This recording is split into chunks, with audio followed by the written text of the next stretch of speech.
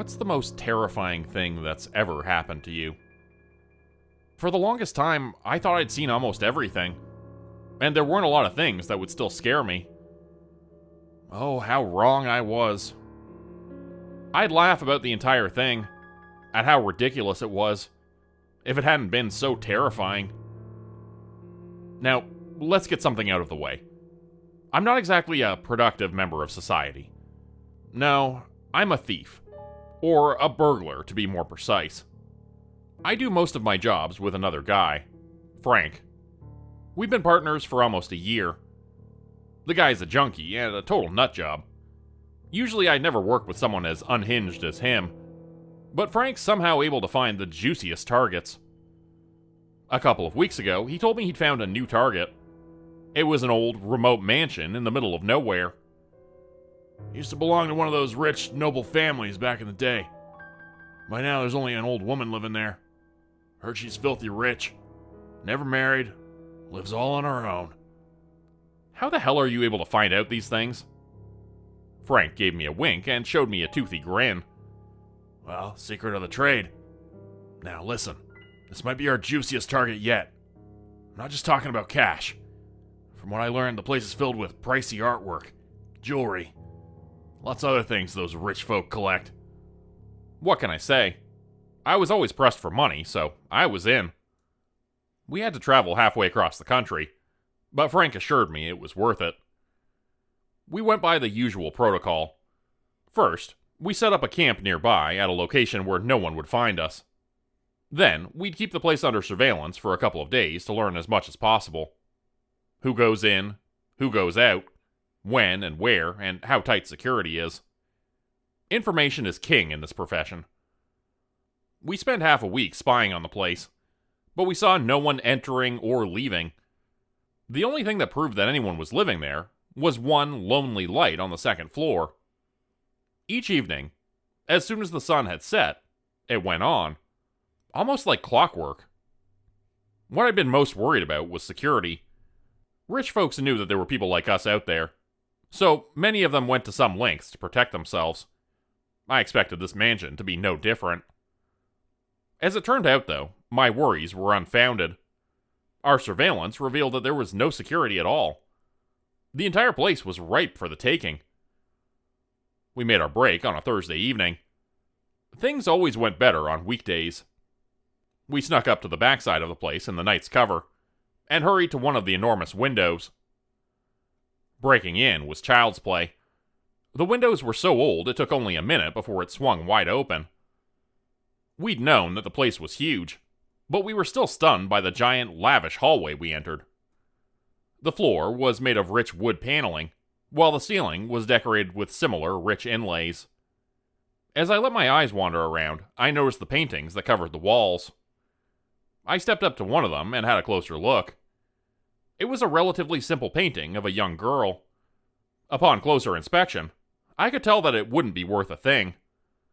As Frank and I continued, I had a look at some of the other paintings.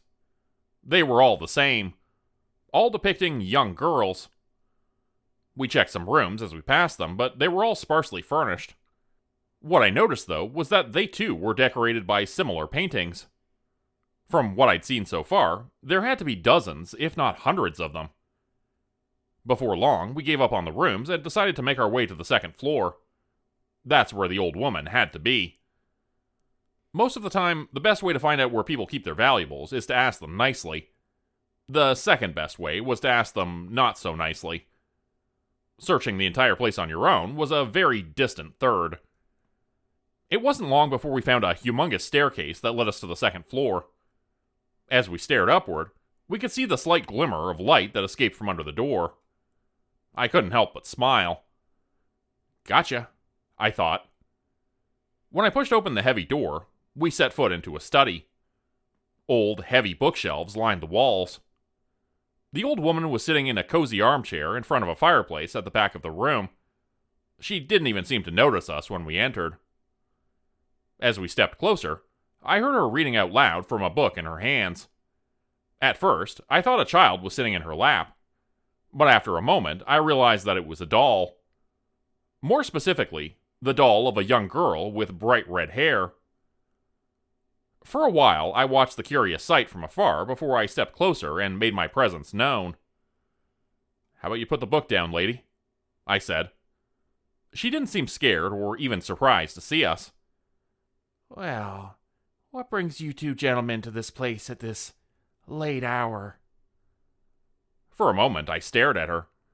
She didn't seem to understand what was happening, and didn't seem to be in the right state of mind.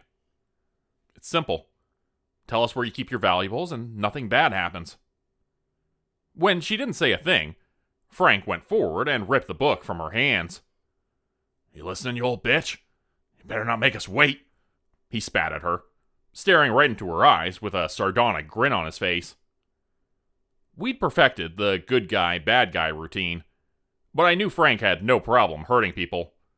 He was a tough guy, and used to be a street thug, the type who'd do anything if the money was right.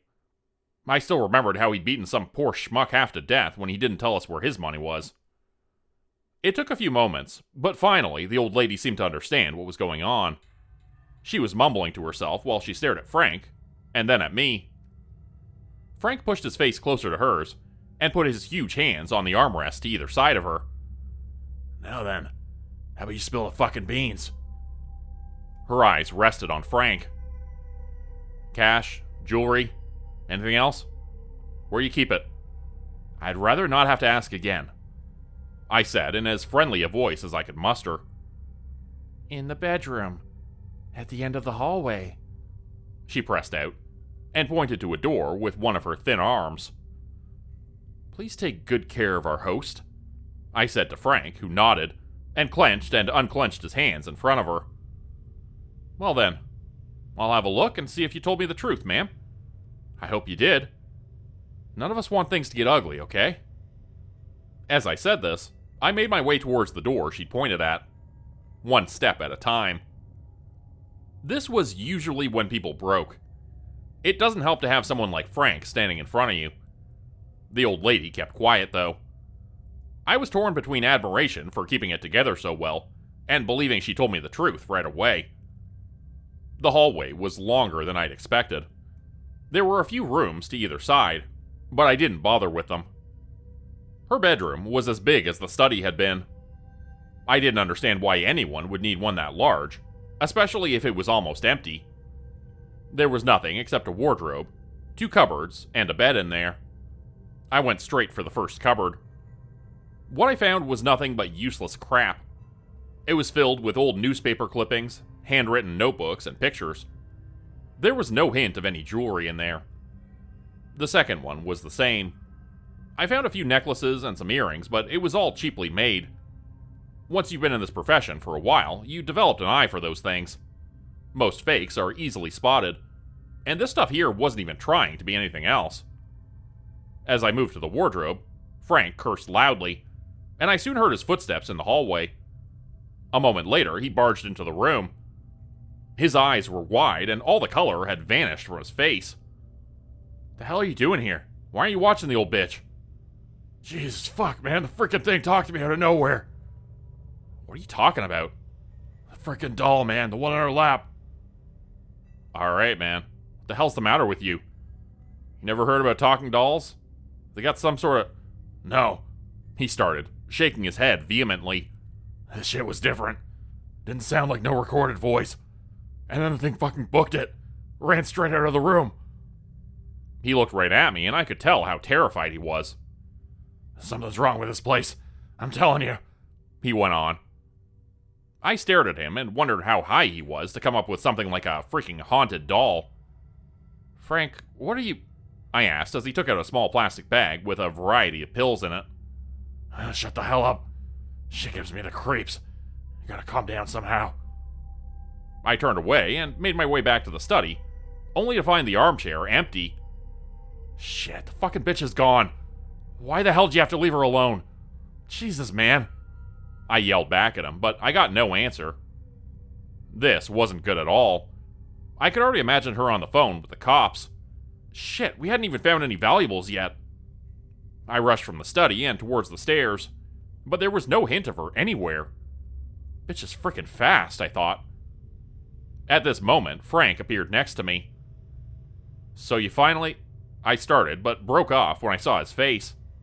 This wasn't good. He was out of it. As I said, Frank was a nut job. Most of the time, he was fine. But on drugs, there was no saying what he'd do. Damn it, this could get ugly. When he started down the stairs, I followed him without another word. Now, where the hell did she run off to? We checked the rooms to our left and right, but found them all to be empty. We just checked another room when I heard someone mumbling down the hallway. It sounded like someone was mumbling to themselves. It had to be that damn old lady. As soon as Frank heard it, his steps became faster, and I heard him cursing to himself. Suddenly, Frank stopped in his tracks. At first, I didn't see why he'd stopped, but then I saw it. It was the little doll who'd been sitting on the old woman's lap before.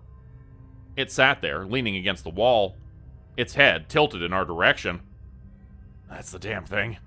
Frank cursed and stayed well clear of it as he continued.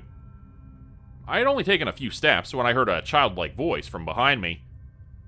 Why are you ignoring me, Mr. Robber? I felt the hair on the back of my neck stand up as I turned around. There was no one here except Frank, me, and that damn doll, right? I'd half expected to find a child standing behind me, but there was only the doll. I could have sworn its head was different now, as if it had turned to look after me. It's just your imagination, I told myself. But right at that moment, the doll's tiny mouth opened again. Cat got your tongue? With that, the thing jumped to its tiny porcelain feet.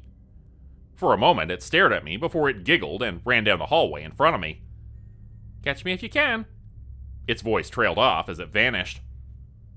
I lost my balance and stumbled against the wall. I'm not the type to get scared easily and have seen my share of terrible things. People beaten half to death, torture, and at least one murder. This right here, though, was different. You might not believe me, but I've seen nothing as terrifying as this piece of porcelain. This inanimate object, getting up and running away. The worst was the fucking giggling. Frank was right. There was no way this had been a recording. Frank, where the fuck are you? I called down the hallway. He stumbled out from a room only to rush into another one. The hell are you doing? Let's get out of here, I yelled after him. I was scared shitless of whatever was going on, and for a moment I considered running off and leaving him behind. Then, after a few moments, I cursed and went after him. The room he'd entered was huge, far bigger than anything I'd seen so far. In the dark, you couldn't even make out the walls. The only thing I saw was the old lady standing right in front of us. She was still wearing the same nightgown, and I saw how skinny she was. Her arms and legs were as thin as sticks, while the rest of her body was strangely bloated. For a moment, I even thought I saw something move below her nightgown. I averted my eyes in disgust, only to notice the little red-haired doll peeking out from behind her. You've done very well, my dear little girl, the old lady said, smiling at the doll before she picked her up. The little thing in her arms giggled and hid her face behind her hands for the moment, as if in embarrassment. I was frozen, not sure what to make of the surreal sight in front of me. Frank, on the other hand, was well beyond all such things as worry and fear. Without so much as a second thought, he stepped forward. That's it, you damn thing, he screamed and ripped the doll from the old woman's arms. The little voice changed from giggling to a scream as Frank raised her high above his head. A second later, he brought the doll down onto the ground. Bits and pieces of porcelain flew everywhere. Fuck you, Frank yelled again and again as he stomped on the remains of the doll. The old woman screeched, but before she could do anything, Frank hit her square in the face with all the force he could muster. There was an audible crack, and I saw her go down like a wet sack. Frank, I started, but broke off when I saw the slumped-down body of the old woman move again. I gasped, waited for her to get up again, but instead I saw a multitude of small dolls rush out from under the nightgown. Each one of them was holding a part of her, leaving nothing but the old nightgown behind. Now you've done it, I heard one of them mimic the old woman's voice. They all stared at me and Frank before they giggled as the red-haired doll had. You'll never get out of here. They yelled at us in a cacophony of high-pitched, childlike voices. Right at that moment, the entire room started to shake. I thought it would collapse, but then the lights went on. That's when I saw what had caused it. The walls of the room were covered in dolls. There were too many to count.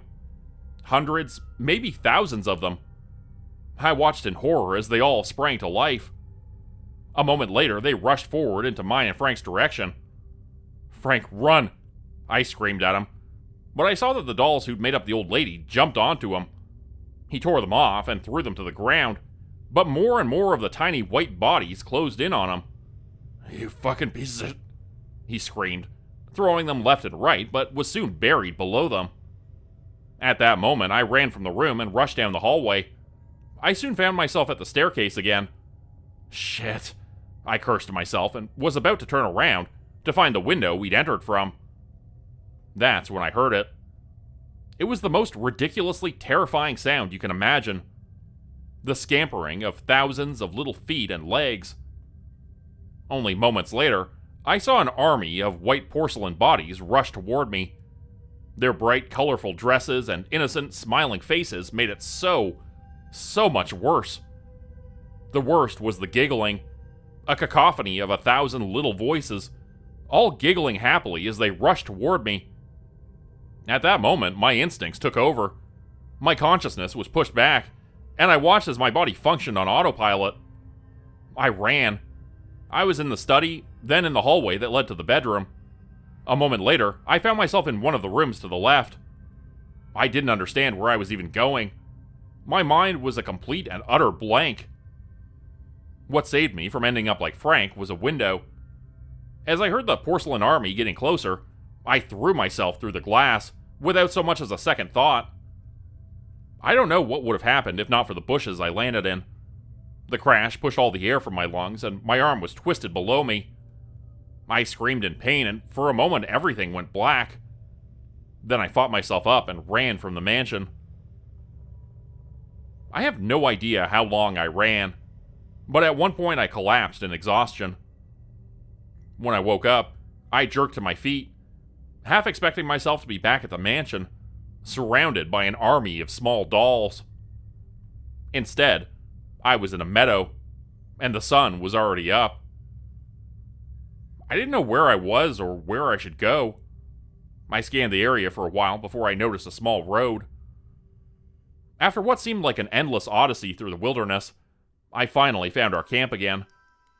As fast as I could, I threw all our things into the back of the car and jumped behind the steering wheel. Then, I thought about Frank. Sure, he was a nut job. Sure, he acted like a psycho. But he was still my partner. It didn't make us friends, but it made us something. What if he wasn't dead? I couldn't abandon him like that, could I? I soon saw the mansion ahead of me. I stopped the car and got out a pair of binoculars we'd used to keep the place under surveillance. Everything seemed as normal as it could be. The windows were empty or covered by heavy curtains. At first, I didn't notice. But then I saw it. It was right at the second floor window we'd focused on for all those days. The light wasn't on, of course. Instead, I saw a small, red-haired doll sitting on the windowsill. There were cracks all over its face, and as I stared at it, I saw its tiny head move into my direction. Its eyes focused on me, and then it raised one of its tiny, white arms and happily waved at me. I started the car again, drove away, and never looked back. Fuck this place. Fuck Frank, and most important of all, fuck dolls. Become a channel member today for early access, bonus videos, and special emojis only available to members. Check out the description below or click the join button for more info. If you'd like another way to help support the channel, please consider joining my Patreon page at patreon.com/JordanGroupHorror. As a patron, you'll get access to bonus videos and content. You'll be credited at the end of every video going forward, and if you decide to stay for 3 months, I'll name a character after you which will be featured in a Hollow's End story. Links to join the Patreon are in the description. Thanks everyone for listening. Please like, subscribe, and comment to help the channel continue to grow. And see you again next time at 4 p.m. Eastern Standard Time. Hope you have a great night.